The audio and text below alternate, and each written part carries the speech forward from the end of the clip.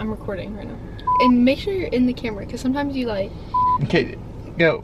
Hello guys and welcome to another video. It's not a book video and I wanted to do something kind of different because this is going up on Valentine's Day. So what better way than to bring my lovely Valentine, my husband, onto the channel. First, I want to say that I am not the YouTuber, so I am nervous and I usually don't do this, so give me a break. Today we're going to be talking about some things that we have learned in our first year of marriage. We got married October of 2021. Yeah.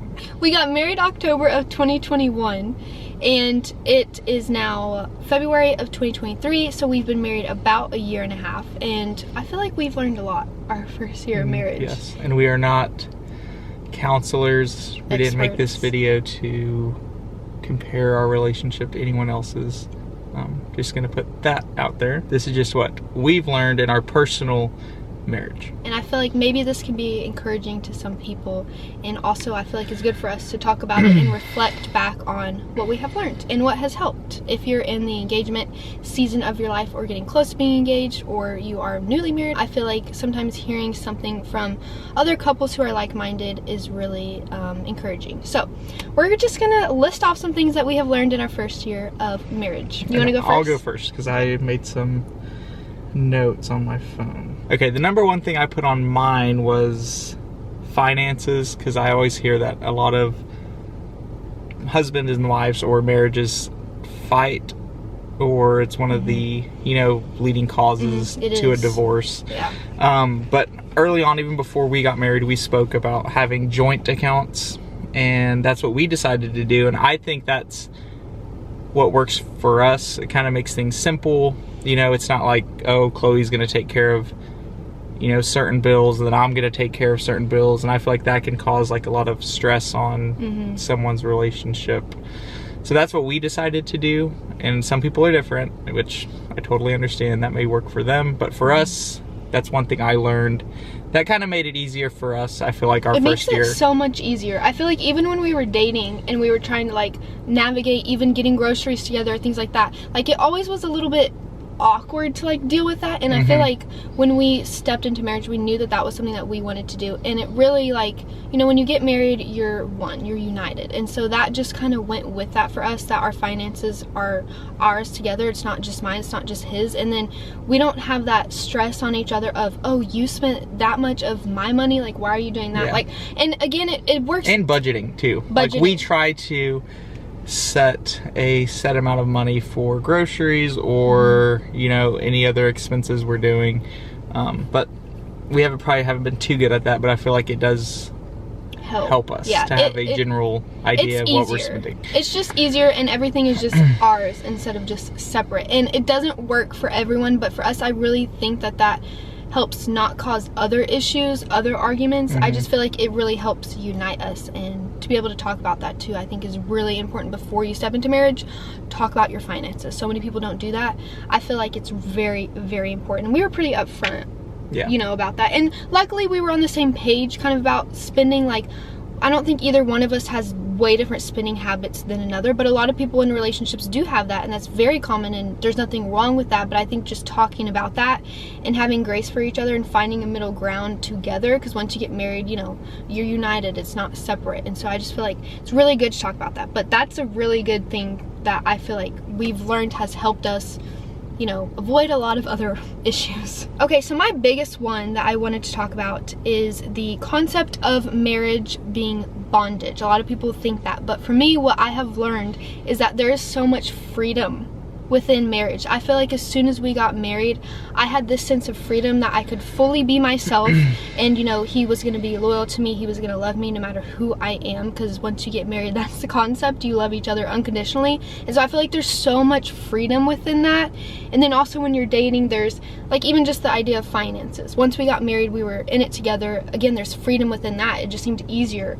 And so a lot of people these days, I feel like, think, oh, well, once I get married, I can't do this, and I can't hang out with my friends, and all this other stuff. But I feel like the idea of marriage actually being the opposite is just so refreshing, and I actually genuinely felt that as soon as we got married. Like, just so much freedom to like be able to be ourselves, be together, and allow each other to be each other. And I feel like that's kind of how God wants it to be too. And we also came from a long distance relationship, so getting married was kind of, well, I guess it's fun either way, but we got to spend a lot more time together when we got married, so that was kind of exciting for us, you know, not seeing each other every day. It was usually maybe once or twice a month we used to see each other, and then going from that to kind of living with each other was kind of a, you know, exciting and new thing, I guess.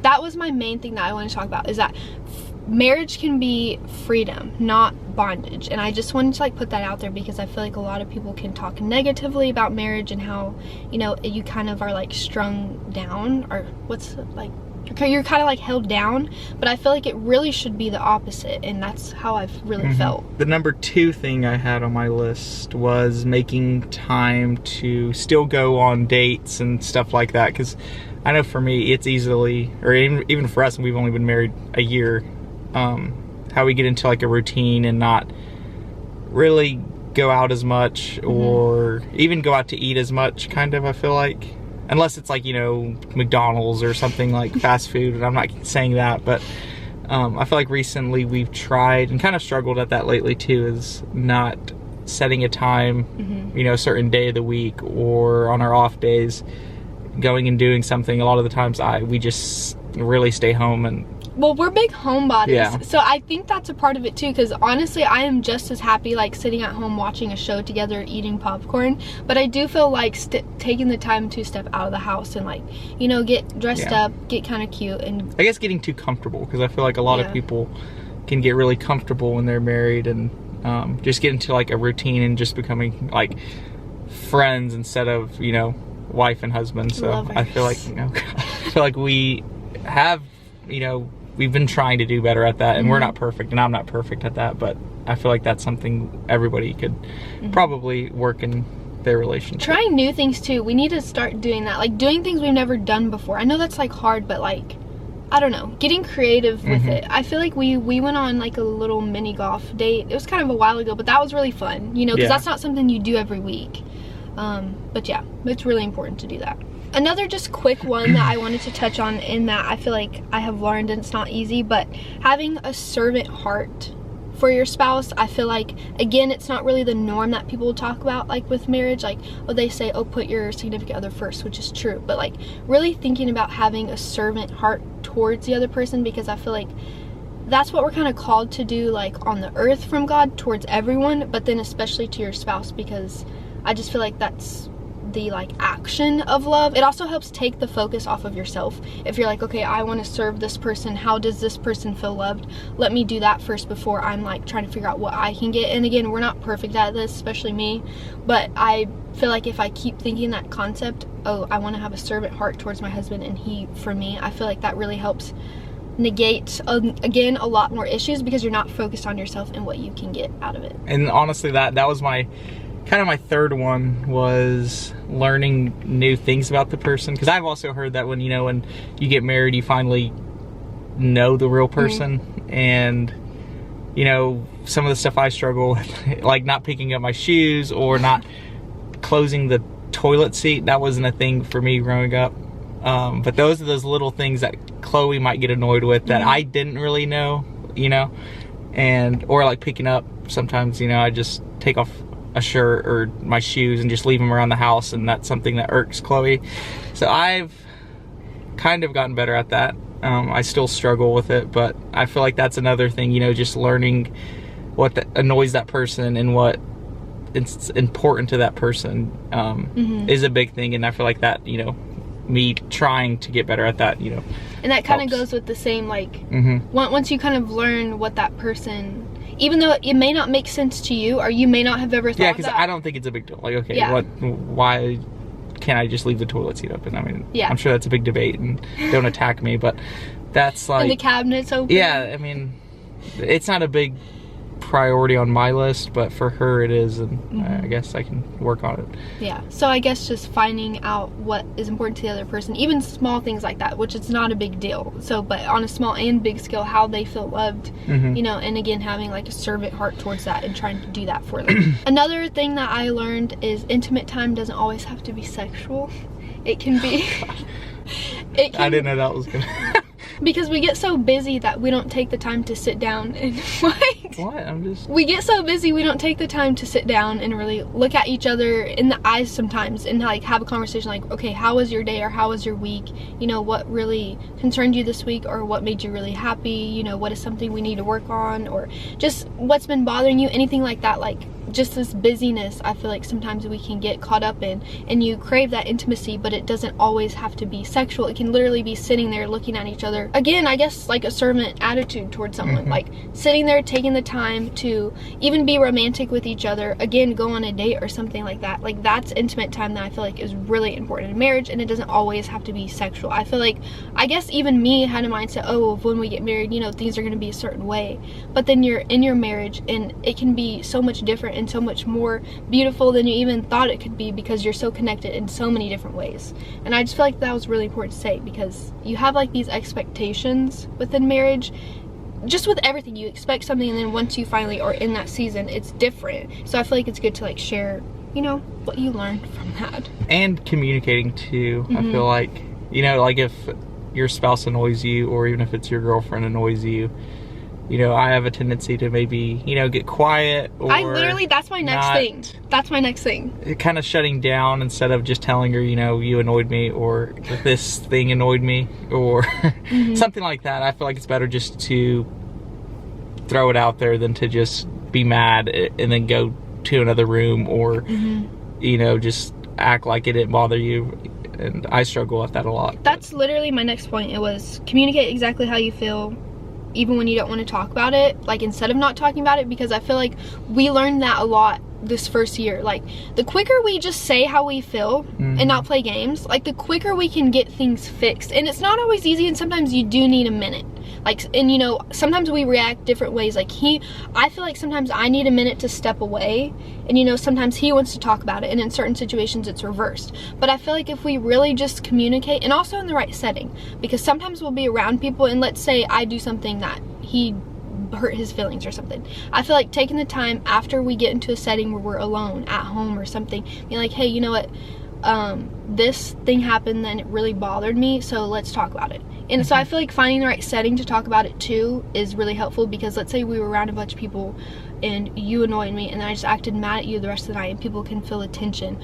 Well, that's just awkward. If I know that later I'm gonna pull you aside and be like, hey, like I want to talk to you, like I love you, but this really bothered me, you know. And I feel like me knowing I'm gonna talk to you about that, then I don't need to be mad, you know, super mad at you in that moment. I know we're gonna talk about it, we're gonna resolve it. So communicating obviously is key, and I do feel like long distance helped us learn how to communicate. Well, now we're stuck in the same house. So before, not stuck, but like before, especially if you go from long distance to them just living together, like before, you know, maybe you can get mad and then just get off the phone or something like that. But now you're in the same small area, you know, and it kind of forces you to communicate. Yeah. And also I feel like another thing with being in marriage, and this is kind of, maybe some people don't think this way, but I feel like it's the right way to think within marriage, is that there's no out. So if you're in an argument and you're married now, it also helps to know that, like, hey, we gotta fix this. Like, we have to fix this. I feel like sometimes when we were dating, we would get really mad, and,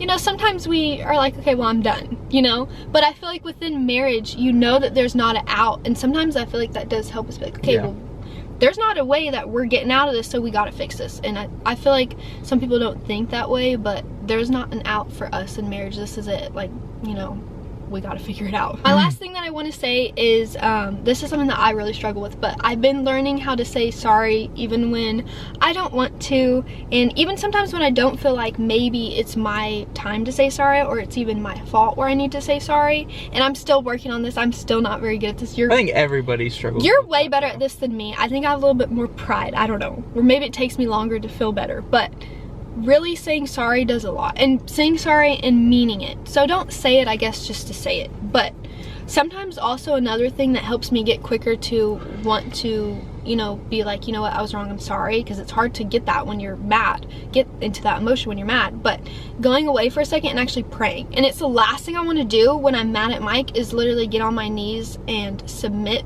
to God. That's the last thing I want to do, because I'm just mad, you know. I don't want to be submissive in that moment to God.